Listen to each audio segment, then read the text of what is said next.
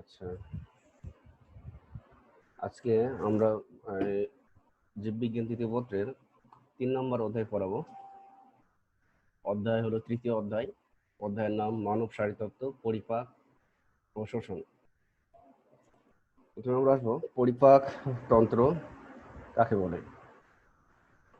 প্রাণীদেহের যে তন্ত্রের মাধ্যমে খাদ্যবস্তু গ্রহণ, পরিপাক, উৎপন্ন খাদ্যসার পরিশোষণ ও পরিপাক শেষে উদ্ভূত বর্জ্য পদার্থ দেহ থেকে পরিত্যক্ত হয়, তাকে পরিপাক তন্ত্র বলে। এখানে খাদ্যসার বলতে সবাই বুঝো, খাদ্যসার মানে হলো জটিল আমিষ ভেঙে অ্যামাইনো অ্যাসিড হলো খাদ্যসার। আবার জটিল শর্করা ভেঙে গ্লুকোজ, ফ্রুক্টোজ, এটা হলো খাদ্যসার। আর চর্বি ভেঙে হয় ফ্যাটি অ্যাসিড, গ্লিসারল। তাহলে এগুলো হলো খাদ্যসার। আমরা মানবদেহের পরিপাকতন্ত্রের একটা আউটলাইন নিচে এখানে দেখানো হয়েছে। পরিপাকতন্ত্রকে আমরা দুটো অংশে ভাগ করব। একটা হলো পরিপাক নালী আর একটা হলো পরিপাক গ্রন্থি। পরিপাক নালী শুরু হলো মুখ ছিদ্র দিয়ে, তারপরে আছে মুখ বিবর, গলবিল, খাদ্যনালী, পাকস্থলী, ক্ষুদ্রান্ত্র, বৃহদান্ত্র, পায়ু। তাহলে পরিপাক নালী শুরু হলো মুখ ছিদ্র দিয়ে এবং শেষ হবে পায়ু নামক অঙ্গ। তো এখানে আবার পাকস্থলীর কতগুলো অঞ্চল আছে: কার্ডিয়াক অঞ্চল, ফান্ডাস, দেহ, পাইলোরিক অঞ্চল। ক্ষুদ্রান্তে আছে ডিওডেনাম, জেজুনাম প্লাস ইলিয়াম। বৃহদান্ত্র হলো সিকাম, কোলন, রেকটাম নিয়ে গঠিত। কোলনের আবার 4টা অংশ: ঊর্ধ্বগামী, অনুপ্রস্থ, নিম্নগামী, সিগময়েড। এই হলো পরিপাক নালীর অংশগুলো। এটা হলো পরিপাক গ্রন্থি। পরিপাক গ্রন্থি আছে 5 ধরনের। এটা লারা গ্রন্থি 3 জোড়া, যকৃত এটা হলো সবচেয়ে বড় পরিপাক গ্রন্থি।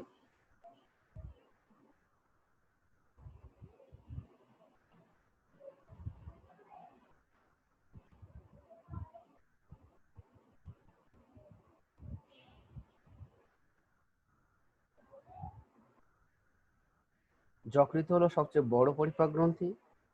হ্যাঁ, এটা হলো সংখ্যায় 1টি, অগ্নাশয় 1টি। পাকস্থলীয় গ্রন্থি, এটি সংখ্যায় অনেক। আন্তরিক গ্রন্থি, এটাও সংখ্যায় অনেক। আমরা মানব পরিপাক তন্ত্রের বা পরিপাক নালীর অংশগুলো যদি আমরা এখানে ছবির মাধ্যমে দেখি, এটা হলো মুখ, দেখতে পাচ্ছ মুখ। এই কালো অংশ হলো স্যালিভারি গ্ল্যান্ড বা লালা গ্রন্থি। তারপর আসছে হলো এটা অন্ননালী, এই অংশটুকু হলো গলবিল। পাকস্থলী, পাকস্থলীর পরে আসছে হলো এটা চলে আসছে হলো এই অংশটা হলো ক্ষুদ্রান্ত্র। আর এখান থেকে শুরু করে এটা হলো বৃহদান্ত্র, এটা হলো পায়ু। আমরা ক্ষুদ্রান্তের প্রথমে পাকস্থলীর সাথে যে অংশটা লেগে থাকে সেই ইউ আকৃতির নালীটার নাম হবে ডিওডেনাম, তারপরে আসবে জেজুনাম, তারপর শেষে থাকবে ইলিয়াম। আবার বৃহদান্ত্রের শুরুটা হলো যে এটা হলো সিকাম, এই অংশের নাম হলো সিকাম। সিকামের এখানে আসে হলো অ্যাপেন্ডিক্স। অ্যাপেন্ডিক্স বলে একটা অঙ্গ আছে আমাদের। আর এরপরে আসছে হলো এটা কোলনের অংশ, এটা হলো কোলন, ঊর্ধ্বমুখী কোলন, অনুপ্রস্থ কোলন, নিম্নমুখী কোলন, এটা হলো সিগময়েড কোলন। আর এটা হলো রেকটাম, এই রেকটাম পর্যন্তই হলো বৃহদান্ত্রের অংশ। আমরা পরিপাক গ্রন্থির কথাগুলো বললাম। পরিপাক গ্রন্থি এটা হলো সেই সবচেয়ে বড় পরিপাক গ্রন্থি, যকৃৎ। এখানে আছে লালা গ্রন্থি, এই যে লালা গ্রন্থি 3 জোড়া। তারপর আসছে হলো এটা হলো অগ্নাশয়।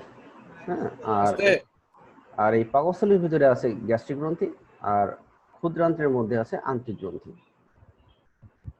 আমরা এবার চলে যাব পরিপাক। পরিপাক কাকে বলে?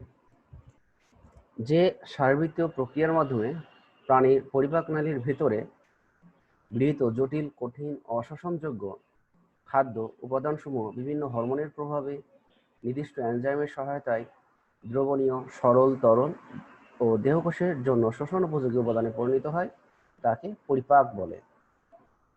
ডাইজেশন হবে।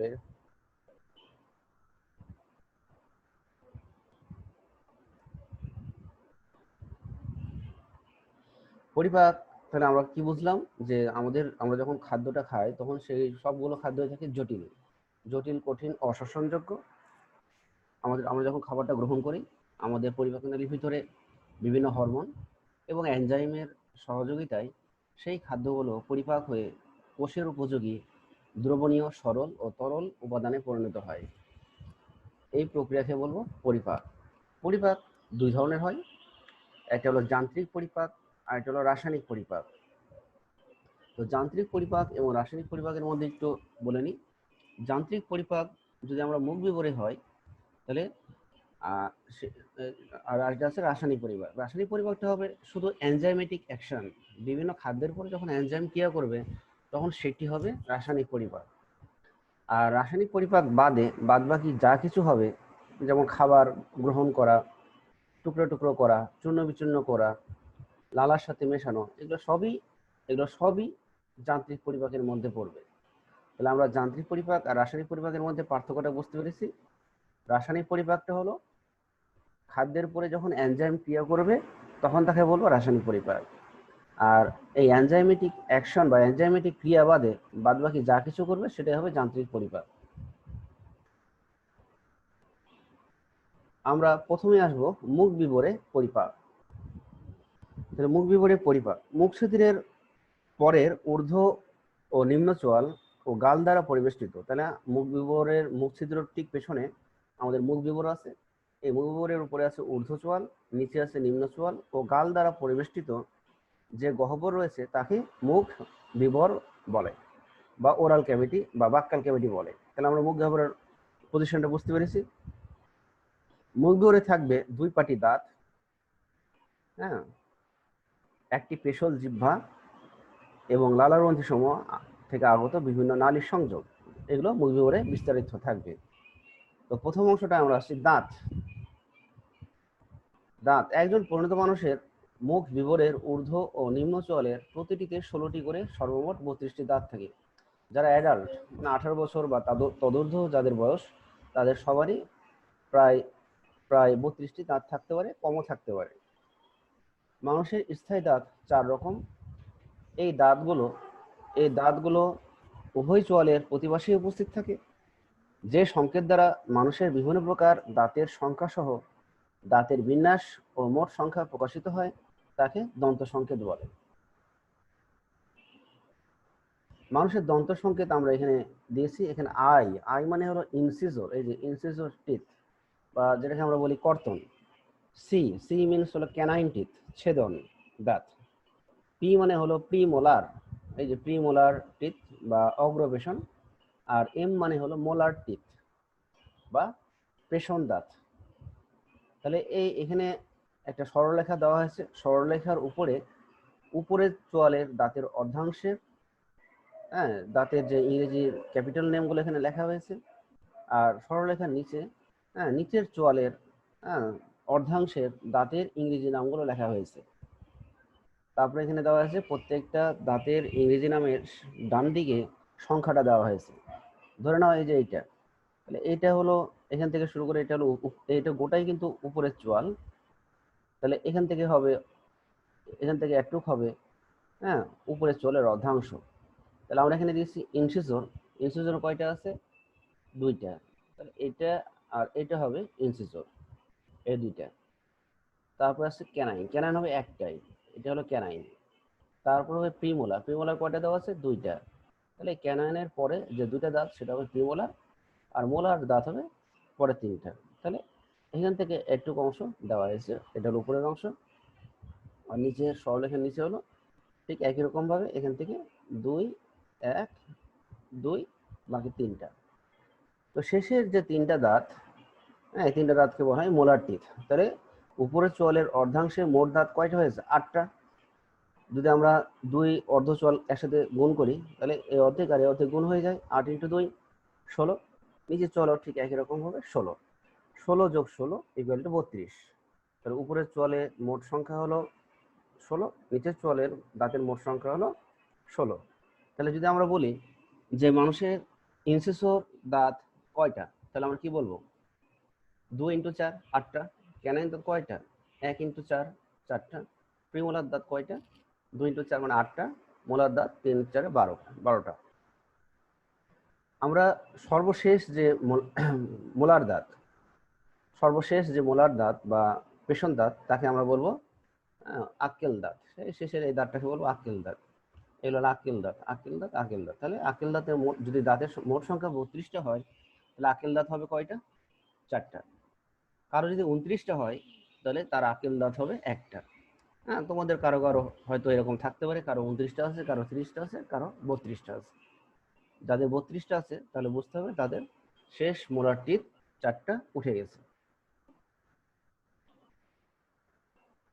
তাহলে মানুষের কর্তন ও ছেদন দাঁত খাদ্যবস্তুকে যথাক্রমে কাটতে, কর্তন মানে কাটা, ছেদন মানে ছেদ করা বা ছিঁড়তে সাহায্য করে।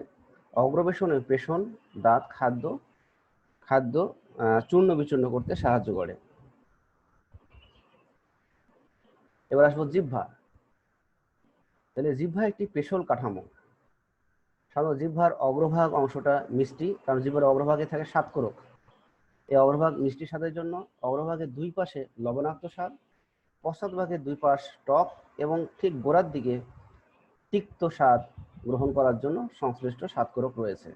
এরকম আমাদের জিহ্বার মধ্যে অনেকগুলো স্বাদকোরক আছে, তারা বিভিন্ন ধরনের স্বাদের টেস্টটা নিতে পারে। লালা গ্রন্থি। মানুষের মুখ বিবরের সাথে সংশ্লিষ্ট লালা গ্রন্থির সংখ্যা 3 জোড়া। এগুলো হলো প্যারোটিড লালা গ্রন্থি, সংখ্যায় 1 জোড়া। এরা উভয় কানের নিচে, আমরা প্রথম দিকে ছবিতে এটা দেখেছি, এই জায়গায় দেখেছি, এই যেখানে যে কানের নিচে, এটা প্যারোটিড, ঠিক আছে। এখানে আছে, এখানে আছে 3টা। উভয় কানের নিচে একটু সামনের দিকে এদের অবস্থান। প্রতিটি গ্রন্থি স্টেম সেল এর নালীর মাধ্যমে মুখ বিবরে উন্মুক্ত হয়। আরেক জোড়া হলো সাবম্যান্ডিবুলার গ্রন্থি। ম্যান্ডিবল বা নিম্ন চোয়ালের কনিক অঞ্চলে এদের অবস্থান। ওয়ারটন এর নালীর মাধ্যমে এরা মুখ বিবরে উন্মুক্ত হয়। আর এটা হলো সাবলিঙ্গুয়াল, এটা জিহ্বার ঠিক নিচে হবে। হ্যাঁ, প্রতিটি গ্রন্থি রেভিনাস নালীর মাধ্যমে মুখ বিবরে উন্মুক্ত হয়। লালা গ্রন্থির কোষগুলো 2 ধরনের হয়, সেরাস এবং মিউকাস কোষ। সেরাস কোষ থেকে টায়ালিন এবং মল্টেজ নামক এনজাইম নিঃসৃত হয়। মিউকাস কোষ থেকে মিউসিন নামক পিচ্ছিল পদার্থ নিঃসৃত হয়। একজন সুস্থ মানুষ দৈনিক 1200 থেকে 1500 ml লালা নিঃসরণ করতে পারে। এবং লালার রসের মধ্যে ম্যাক্সিমামই হলো পানি থাকবে। এবার আসবো মুখ বিবরে খাদ্য পরিপাক। তাহলে আমরা আগেই বলেছিলাম মুখ বিবরের খাদ্যের কি পরিপাক হবে? 2 ধরনের পরিপাক আছে, একটা যান্ত্রিক আর একটা রাসায়নিক। প্রথমে আসবো যান্ত্রিক পরিপাক। হ্যাঁ, তাহলে খাদ্যবস্তু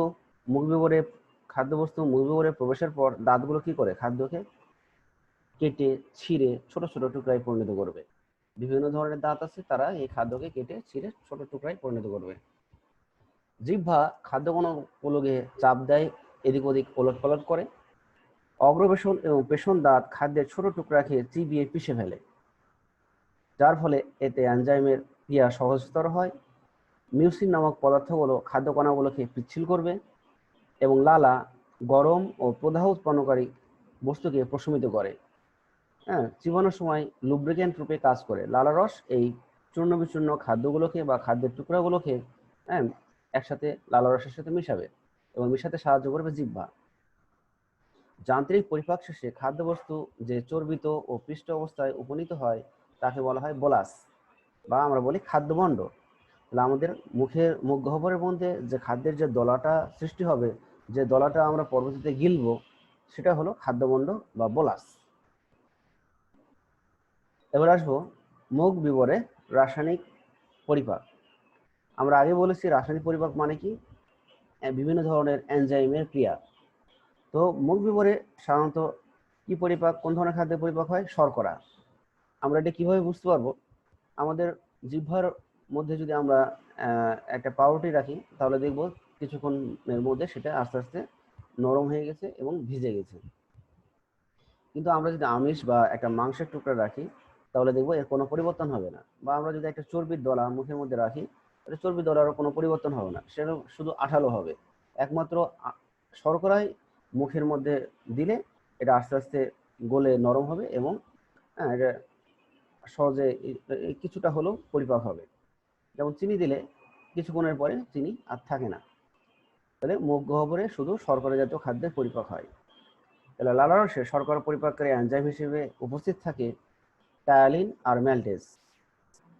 টায়ালিন এনজাইমগুলো কি কাজ করবে? জটিল শর্করাকে, সিদ্ধ জটিল শর্করাকে ম্যালটোজে পরিণত করবে। ম্যালটোজ হলো ডাইস্যাকারাইড। ম্যালটোজ ম্যালটোজ এই খাদ্যকে ম্যালটেজ এনজাইম ক্রিয়া করে 2 অণু গ্লুকোজ তৈরি করবে। তাহলে এই হলো মুখ গহ্বরের খাদ্য পরিপাক। এছাড়াও লালাতে লাইসোজাইম নামক এনজাইম থাকবে। এরা সরাসরি খাদ্য পরিপাকে অংশ না নিলেও খাদ্যের সাথে আগত কিছু ব্যাকটেরিয়া থাকবে, এই ব্যাকটেরিয়াগুলোকে ধ্বংস করে দেয়।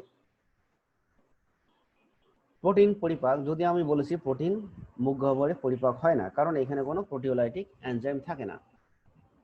হ্যাঁ, তবে খাদ্য নরম ও পিচ্ছিল হয়। লিপিড পরিপাক, লালারসে লিপিড পরিপাককারী বা লাইপোলাইটিক কোনো এনজাইম না থাকায় মুখ গহ্বরে লিপিডের কোনো পরিপাক ঘটে না, তবে লিপিড জাতীয় খাদ্য পিচ্ছিল হবে। মুখ গহ্বরে পরিপাক শেষে উৎপন্ন বোলাস মানে খাদ্যমণ্ড জিহ্বা ও তালুর ক্রিয়ায় গলবিল পেরিয়ে অবশেষে খাদ্যনালীতে প্রবেশ করবে বা অন্ননালীতে প্রবেশ করবে। তাহলে এই ছিল মুখ গহ্বরে খাদ্য পরিপাক। আমরা এবার যাব পাকস্থলীতে খাদ্য পরিপাকটা কিভাবে হয়। তাহলে এই হলো পাকস্থলী। আমরা পাকস্থলীর আগে অবস্থানটা জেনে নিই। তাহলে পাকস্থলী, এটা হলো পাকস্থলীর কতগুলো অংশ। এটা হলো সেই অন্ননালী বা খাদ্যনালী। অন্ননালীর ঠিক শুরুতেই একটা অংশ আছে, এর নাম হলো কার্ডিয়া। পাকস্থলীর এই অংশটা অন্ননালীর ঠিক নিচেই অবস্থান করে। কার্ডিয়া কার্ডিয়া হলো কার্ডিয়া হলো যে এই পাকস্থলীর এই অংশটা কার্ডিয়াক মানে হার্টের কাছে থাকে, এই জন্য পাকস্থলীর অংশকে বলা হবে কার্ডিয়া। কার্ডিয়ার ঠিক সামান্য বাম দিকে উপরের অংশকে বলবো ফান্ডাস, এবং পাকস্থলীর ম্যাক্সিমাম পার্ট অংশ হলো বডি বা কর্পাস। এটা হলো ফান্ডাসের ঠিক নিচ থেকে শুরু করে হ্যাঁ নিচের দিকে এটা প্রসারিত। আর এটা হলো পাকস্থলী, আর এটা হলো ডিওডেনাম। পাকস্থলী আর ডিওডেনামের মাঝে একটা স্ফিংটার থাকে, এই স্ফিংটারকে বলা হবে পাইলোরিক স্ফিংটার। তাহলে আমরা পাকস্থলীর কয়টা অংশ পাচ্ছি? ফান্ডাস, কার্ডিয়া, আর এটা হলো দেহ, আর আমরা এটাকে বলতে পারি পাইলোরিক প্রান্ত। তাহলে পাকস্থলীর অবস্থানটা কোথায়? এটা হলো পাকস্থলী ডায়াফ্রামের নিচে উদরীয় গহ্বরের উপরের অংশে অবস্থিত। ডায়াফ্রামটা হলো কি, যে আমাদের একটা ডায়াফ্রাম হলো একটা পর্দা, এটা আমাদের বক্ষ এবং উদরীয় গহ্বর এর মাঝখানে এর অবস্থান। পাকস্থলী দৈর্ঘ্য 25 সেন্টিমিটার এবং এর চওড়া 15 সেন্টিমিটার। মাংসল থলি বিশেষ, যা কিছুটা বাঁকানো, আমরা এখানে দেখেছি যে বাঁকানো। পাকস্থলীর প্রাচীর বেশ পুরো এবং বাইরে থেকে ভেতরের দিকে 5টি স্তরে বিন্যস্ত। তাহলে এটা হলো সেই পাকস্থলীর প্রাচীর। হ্যাঁ, এই ভেতর থেকে বাইরে 5টা স্তর নিয়ে এটি গঠিত। স্তরগুলো কি কি? আমরা যদি বাইরে থেকে ভেতরের দিকে আসি, প্রাচীরের বাইরের স্তর হলো সেরোসা, তারপরে থাকবে পেশিস্তর, সাবমিউকোসা, মাস্কুলারিস মিউকোসা, মিউকোসা। সবচেয়ে পাকস্থলীর প্রাচীরের সবচেয়ে ভেতরের স্তর হলো মিউকোসা। আর এই মিউকোসা স্তরে অসংখ্য গ্যাস্ট্রিক গ্রন্থি থাকে। একজন পূর্ণবয়স্ক মানুষের মিউকোসা স্তরে প্রায় 4 কোটি গ্যাস্ট্রিক গ্রন্থি থাকে। হ্যাঁ, অ্যাডাল্ট একটা মানুষের মিউকোসা স্তরে, পাকস্থলীর মিউকোসা স্তরে 4 কোটি গ্যাস্ট্রিক গ্রন্থি আছে। আমরা প্রথমে যখন বলেছিলাম যে গ্যাস্ট্রিক গ্রন্থি অসংখ্য থাকবে, অসংখ্য মানে প্রায় 4 কোটি। গ্যাস্ট্রিক গ্রন্থিতে যেসব কোষের উপস্থিতি দেখা যায় তাদের পরিচিতি নিচে তুলে ধরা হলো। তাহলে যে গ্রন্থি, পাকস্থলীর গ্রন্থির নাম কি? গ্যাস্ট্রিক গ্রন্থি। পাকস্থলীর ইংলিশ নাম কিন্তু স্টোমাক, আর এর ল্যাটিন নাম কিন্তু গ্যাস্ট্রিক। তাহলে আমরা অনেকেই হয়তো ডাক্তারের কাছে যখন যাই তখন আমরা বলি যে গ্যাস্ট্রিক হয়েছে, এই কথা কিন্তু ভুল। হ্যাঁ, তাহলে আমাদের পাকস্থলী হয়েছে এটা বলা যাবে না, আমরা বলতে হবে গ্যাস্ট্রিক প্রবলেম হয়েছে বা গ্যাস্ট্রিক ইনফেকশন হয়েছে।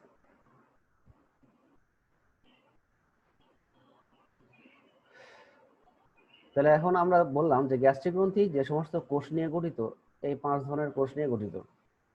প্রথম কোষটা হলো প্যারাইটাল কোষ, এরা হাইড্রোক্লোরিক অ্যাসিড ক্ষরণ করে। চিফ কোষ বা পেপটিক কোষ, এরা পেপসিন, রেনিন, জিলেটিনেজ লাইপেজ ইত্যাদি এনজাইম ক্ষরণ করে। তাহলে এনজাইম ক্ষরণকারী কোষটার নাম কি? পেপটিক কোষ, জাইমোজেনিক কোষ বা চিফ কোষ। মিউসিন ক্ষরণকারী কোষটার নাম মিউকাস কোষ, আর এটা হচ্ছে জি কোষ। গ্যাস্ট্রিন নামক হরমোন ক্ষরণ করে। তাহলে জি কোষ গ্যাস্ট্রিন হরমোন ক্ষরণ করে। এই হরমোন গ্যাস্ট্রিক রসের নিঃসরণ মাত্রা নিয়ন্ত্রণ করে। আর এটা হচ্ছে আর্জেন্টাফিন কোষ। এসব কোষ থেকে উৎপন্ন গ্যাস্ট্রিক ইন্ট্রিনসিক ফ্যাক্টর ভিটামিন বি12 শোষণে সহায়তা করে। তাহলে আর্জেন্টাফিন কোষ এটা কি করে? বি12 এটা ভিটামিন এই শোষণে সহায়তা করে। আমরা এবার আসবো পাকস্থলীতে যান্ত্রিক পরিপাক। তাহলে খাদ্যনালীর পেরিস্টালসিসের ফলে, পেরিস্টালসিস জিনিসটা হয়তো তোমরা বুঝো না বা অনেকে হয়তো বুঝতে পারো। পেরিস্টালসিস হলো আমাদের খাদ্যের যে দলাটা বা খাদ্যমণ্ড পরিপাক নালীর ভিতর দিয়ে একবার সংকুচিত হয়, একবার প্রসারিত হয়। তাহলে পরিপাক নালীর ভিতর দিয়ে খাদ্যমণ্ডের গমন বা প্রবাহকে পেরিস্টালসিস বলে। কি বললাম? পরিপাক নালীর ভিতর দিয়ে খাদ্যমণ্ড বা খাদ্যের দলার গমন বা প্রবাহকে পেরিস্টালসিস বলে। আমরা যদি পানীয় খাই, ঢকঢক করে যদি পানীয় খাই, তাহলে আমরা যদি, যে পানি খাবে আরেকজন তার বিপরীত দিক থেকে তার গলার দিকে যদি লক্ষ্য করা যায়, তাহলে দেখবা যে পানিটা একবার সংকোচন একবার প্রসারণ হচ্ছে। এই যে পানিটা যাচ্ছে, এটাকেই বলবো পেরিস্টালসিস। তাহলে খাদ্যনালীর পেরিস্টালসিসের ফলে মুখ বিবর থেকে আগত খাদ্যমণ্ড একসময় পাকস্থলীতে এসে পৌঁছায়। যেটা বলসটা তৈরি হয়েছিল কোথায়? মুখ গহ্বরে। পাকস্থলীতে খাদ্য সাধারণত 2 থেকে 6 ঘন্টা ব্যাপী অবস্থান করে। গ্যাস্ট্রিক রসের মিউসিন খাদ্যের সাথে মিশে খাদ্যকে পিচ্ছিল করবে। তাহলে পাকস্থলীতে যে বোলাসটা জমা আছে, সেই খাদ্যের সাথে একটা রস, গ্যাস্ট্রিক রস, গ্যাস্ট্রিক রসের মিউসিন খাদ্যের সাথে মিশে খাদ্যকে আরো পিচ্ছিল করবে। এবং পাকস্থলীর প্রাচীরের যে পেশিগুলো আছে, এই পেশিগুলো বিভিন্ন দিকে সঞ্চালিত হবে, যার ফলে পাকস্থলীতে আগত যে বোলাস বা খাদ্যমণ্ড সেটা পিষ্ট হয়ে মিহি পেস্টে পরিণত হবে। এই মিহি পেস্টের সাথে গ্যাস্ট্রিক রস যখন মিশে যাবে, তখন সেটা কাইম নামে পরিচিত। তাহলে কাইম ইকুয়াল টু কি? কাইম ইকুয়াল টু হলো খাদ্যমণ্ডের পেস্ট প্লাস গ্যাস্ট্রিক রস ইকুয়াল টু কাইম। পাকস্থলীর অন্তঃস্থ স্তর মিউকোসার উপরে মিউসিন একটি গাঢ় আবরণী তৈরি করে। তাহলে পাকস্থলীর যে আমরা ইতিমধ্যে জেনেছি, পাকস্থলীর প্রাচীরের সবচেয়ে ভেতরের স্তর হলো মিউকোসা। তাহলে মিউকোসার উপরে একটা মিউসিন একটা গাঢ় আবরণী তৈরি করে। এই আবরণটা কেন তৈরি করে? মিউসিনের যদি পুরো আবরণটা তৈরি না হয়, তাহলে কি হবে? এসএল, যেহেতু গ্যাস্ট্রিক রসে এসএল আছে, এই এসএল এই পাকস্থলীর মিউকোসা স্তরকে ক্ষতি সাধন করতে পারে। এই জন্য কি হয়? পাকস্থলীর অন্তঃস্থ স্তর মিউকোসার উপরে মিউসিন একটি পুরো আবরণ তৈরি করে, যার ফলে এটা কি করে? যে পাকস্থলীর যে এনজাইমগুলো আছে বা পাকস্থলীর যে এসিএল আছে, এগুলো পাকস্থলীর প্রাচীরকে ক্ষতির হাত থেকে রক্ষা করবে। এসিএল পাকস্থলীর কাইমে বিদ্যমান ব্যাকটেরিয়াকে ধ্বংস করে। যদি কোনো কারণে, আমরা মুখ গহ্বরে দেখেছিলাম, মুখ গহ্বরে লাইসোজাইম এনজাইম ব্যাকটেরিয়াকে ধ্বংস করেছিল। আর কোনো কারণে যদি খাদ্যমণ্ডের সাথে কিছু পরিমাণ ব্যাকটেরিয়া পাকস্থলীতে চলে আসে, তাহলে পাকস্থলীর গ্যাস্ট্রিক রসের হাইড্রোক্লোরিক অ্যাসিড সেই ব্যাকটেরিয়াগুলোকে ধ্বংস করে দেবে, বাকি ব্যাকটেরিয়াগুলোকে। এবার আসবো রাসায়নিক পরিপাক। তাহলে রাসায়নিক পরিপাক হলো যে, তাহলে আমরা বলতে পারি যে পাকস্থলীতে কোন ধরনের খাদ্যের পরিপাক শুরু হয়? পাকস্থলীতে মূলত প্রোটিন পরিপাক হয়ে থাকে। কোন ধরনের পরিপাক হবে? প্রোটিন। হ্যাঁ।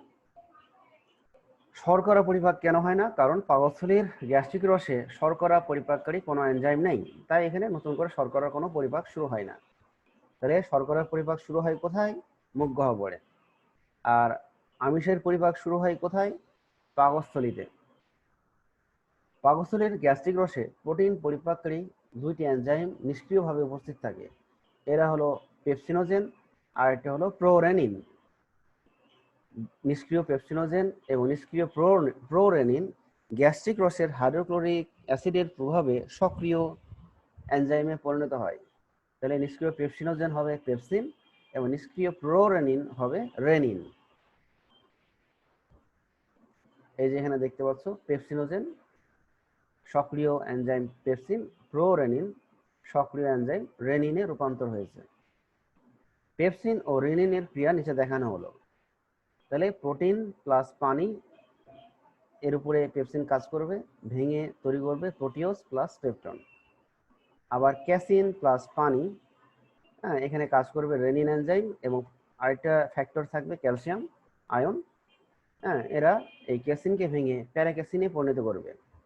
তাহলে এটা হলো কি দুধের প্রোটিন। ক্যাসিন প্যারাক্যাসিন এগুলো হলো দুধের প্রোটিন। প্যারাক্যাসিনকে পরে আবার পেপসিন ভেঙে দিবে, ভেঙে পেপটনে রূপান্তর করবে। তবে গ্যাস্ট্রিক রসের সামান্য পরিমাণে বিদ্যমান জিলেটিনেজ নামক এনজাইম জিলেটিন নামক প্রোটিনকে ভেঙে পেপটন ও পলিপেপটাইড উৎপন্ন করে। ঠিক আছে, তাহলে যদি কোনো কারণে খাদ্যের সাথে জিলেটিন নামক কোনো প্রোটিন চলে আসে, সাধারণত জেলি জ্যাম এই টাইপে কিছু জিলেটিন প্রোটিন থাকতে পারে, তবে সেই খাদ্যকে জিলেটিনেজ এনজাইম ভেঙে পেপটন ও পলিপেপটাইডে রূপান্তর করে। তাহলে এই হলো পাকস্থলীতে খাদ্যের পরিপাক। তাহলে পাকস্থলীতে কোন ধরনের খাদ্যের পরিপাক হয়? পাকস্থলীর খাদ্যের পরিপাক হয় আমিষের। এবার আসবো লিপিড। পাকস্থলীর লাইপেজের প্রভাবে অল্প পরিমাণে লিপিড বিশ্লিষ্ট হয়, খুবই অল্প পরিমাণে, কারণ লাইপেজের ক্রিয়াশীলতার জন্য ক্ষারীয় পরিবেশ দরকার, কিন্তু HCl এর কারণে পাকস্থলীর পরিবেশ অম্লীয় থাকে। তাহলে সাধারণত চর্বি পরিপাককারী যে এনজাইমগুলো আছে, এই এনজাইমগুলো ক্ষারীয় পরিবেশে বেশি অ্যাক্টিভ, বেশি সক্রিয় থাকে, কাজ করতে পারে বেশি। কিন্তু পাকস্থলীর পরিবেশ যেহেতু অম্লীয়, এই জন্য এখানে খুব ভালোভাবে কাজ করতে পারে না। এখানে অল্প পরিমাণে কিছু লিপিড হতে পারে, সেই লিপিডগুলোকে লাইপেজ ভেঙে দেয়, ভেঙে গ্লিসারল ও ফ্যাটি অ্যাসিড তৈরি করে। যেমন দুগ্ধ পোষ্য শিশুরা যখন মায়ের দুগ্ধ পান করে, মায়ের দুধে কিছু পরিমাণ প্রশমিত লিপিড থাকে, সেই লিপিডগুলোকে লাইপেজ এনজাইম গ্লিসারল ও ফ্যাটি অ্যাসিডে রূপান্তর করতে পারে। তাহলে এই হলো পাকস্থলীতে খাদ্যের পরিপাক।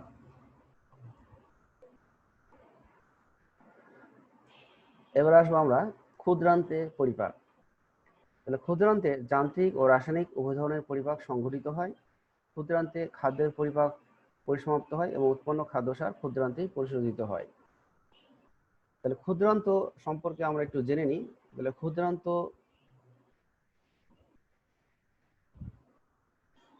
ক্ষুদ্রান্ত আসলে কি? ক্ষুদ্রান্ত হলো তিনটা অংশ নিয়ে, ক্ষুদ্রান্তের তিনটা অংশ। এই জন্য এর নাম হয়েছিল ক্ষুদ্র অন্ত্র। ক্ষুদ্র অন্ত্র মানে যে অন্ত্রের নালীগুলো হলো চিকন। ক্ষুদ্রান্তের প্রথম অংশের নাম ডিওডেনাম। এই যেখানে একটু খেয়াল করো, এই যে এটা ডিওডেনাম, এখানে ডিওডেনামের ছবিটাই দেওয়া আছে, এই যে ডিওডেনাম। আর পরের অংশ হবে জেজোনাম, তারপরের অংশ হবে ইলিয়াম। এবং ক্ষুদ্রান্ত্রই হবে পরিপাক নালীর সবচেয়ে বড় অংশ। তাহলে ক্ষুদ্রান্তের যান্ত্রিক পরিপাক। তাহলে ক্ষুদ্রান্তেও খাদ্যের যেহেতু গমন ঘটে, এজন্য ক্ষুদ্রান্তে পেরিস্টালসিস ঘটে। তাহলে পেরিস্টালটিক সঞ্চালনের ফলে কাইম ক্ষুদ্রান্তের ভেতরে প্রবাহিত হয়, ধীরে ধীরে প্রবাহিত হয়, এবং ক্ষুদ্রান্তের অভ্যন্তরে খাদ্যের সেগমেন্টেশন ঘটে। সেগমেন্টেশনের ফলে আন্তরিক রস ও মিউকাসের সাথে অম্লীয় কাইম ভালোভাবে মিশতে পারে। পেরিস্টালসিসের ফলে কাইম ক্ষুদ্রান্তের অভ্যন্তরে প্রতি মিনিটে 1 সেন্টিমিটার পরিমাণ অগ্রসর হয়। কাইম ক্ষুদ্রান্তে 3 থেকে 5 ঘন্টা পর্যন্ত অবস্থান করে। এটা হলো ক্ষুদ্রান্ত্র, এটা হলো যকৃৎ, এটা হলো পিত্ত, এটা হলো পিত্ত থলি, এটা হলো সিস্টিক, পিত্তথলি থেকে আসছে, এটা হলো সিস্টিক ডাক্ট। এটা হলো ক্ষুদ্রান্তের ডান অংশ, ডান লোব, এটা হলো বাম অংশ, বাম লোব। এটা হলো ডান অংশের ডান যকৃত নালী, এটা বাম অংশের বাম যকৃত নালী। দুই যকৃত নালী একটা অংশে মিলিত হচ্ছে, নাম হলো সাধারণ যকৃত নালী, সিস্টিক নালী। আর সাধারণ যকৃত নালী কোথায় মিলিত হয়েছে? সাধারণ পিত্তনালী, এটা হলো সাধারণ পিত্তনালী। সাধারণ পিত্তনালী আবার কার সাথে মিলিত হয়েছে? এদিক থেকে অগ্নাশয় থেকে একটা নালী এসেছে, দেখো এই যে অগ্নাশয় নালী। অগ্নাশয় নালী এবং সাধারণ যকৃত নালী একত্রে মিলিত হয়েছে, এটার নাম হলো স্ফিংটার অফ অড্ডি, বা একে বলা হয় অ্যাম্পুলা অফ ভ্যাটার। এই অ্যাম্পুলা অফ ভ্যাটারের মাধ্যমে ক্ষুদ্রান্তে সংযোগ সৃষ্টি করে। আমরা আসবো রাসায়নিক পরিপাক। ক্ষুদ্রান্ত্রে রাসায়নিক পরিপাক। ক্ষুদ্রান্ত্রের রাসায়নিক পরিপাকে অংশগ্রহণ করে 3 রকম রস। একটা হলো পিত্তরস, 2 নম্বর অগ্ন্যাশয় রস, আর 3 নম্বর হলো আন্তরিক রস। আমরা একটু আগে দেখেছি এই যকৃত পিত্তরস তৈরি করে।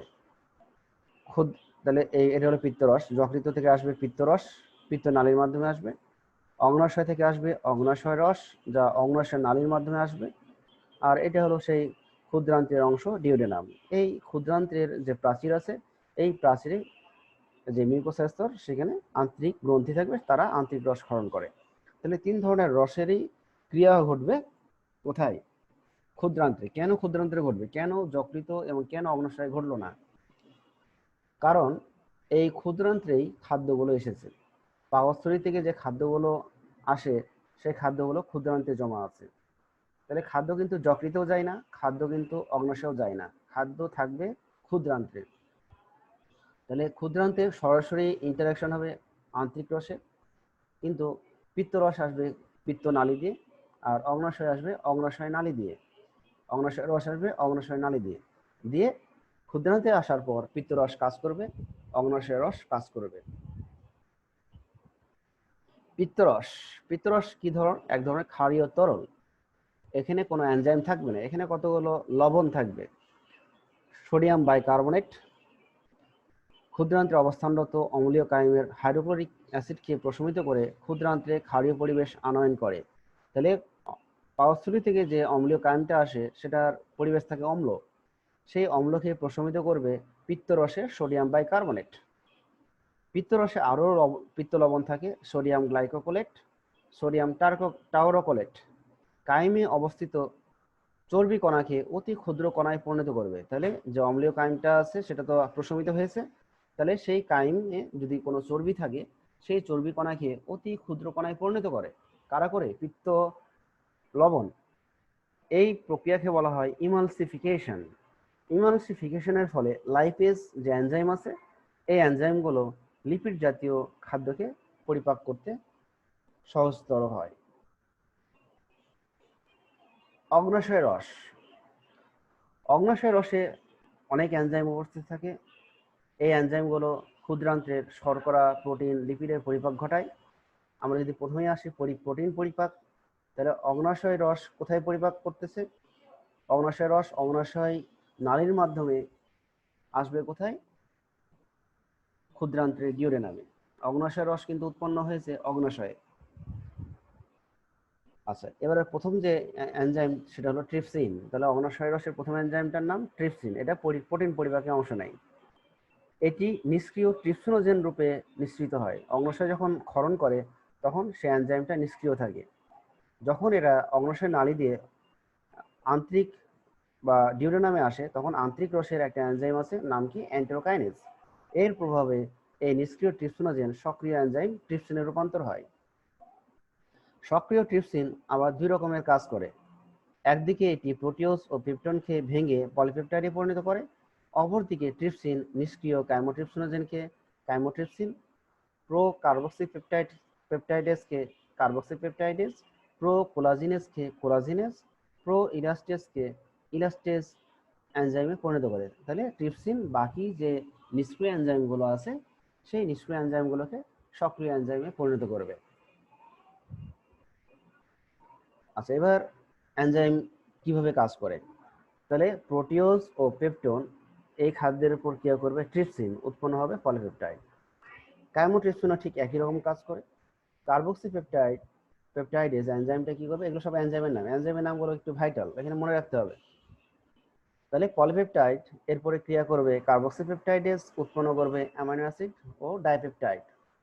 ট্রাইপেপটাইডেজ, এরা ট্রাইপেপটাইডের উপরে ক্রিয়া করবে, উৎপন্ন করবে অ্যামাইনো অ্যাসিড প্লাস ডাইপেপটাইড। ডাইপেপটাইডের উপর ক্রিয়া করে অ্যামাইনো অ্যাসিডে রূপান্তর হবে।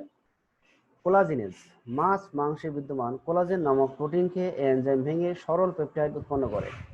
কোলাজেন প্রোটিনকে ভেঙে কোলাজিনেজ সরল পেপটাইডে রূপান্তর করে। তোমরা নিশ্চয়ই মাংস খাও, তাহলে আমরা যদি মাংসের মধ্যে চিন্তা করি, তাহলে এখানে কিন্তু যে গোস্ত বা যে মাংসগুলো আমরা খাই, সহজে ছিঁড়ে খেতে পারি, সেগুলোই কিন্তু কোলাজেন প্রোটিন। আর যেগুলো আমরা সহজে চিরতে পারি না, কাটতে পারি না, সেগুলো হলো ইলাস্টেজ। যেমন পেটের কিছু গোস্ত আছে, সেটা হলো ইলাস্টিন প্রোটিন, সেই প্রোটিনটার নাম হলো ইলাস্টিন। এটা রাবার টাইপের।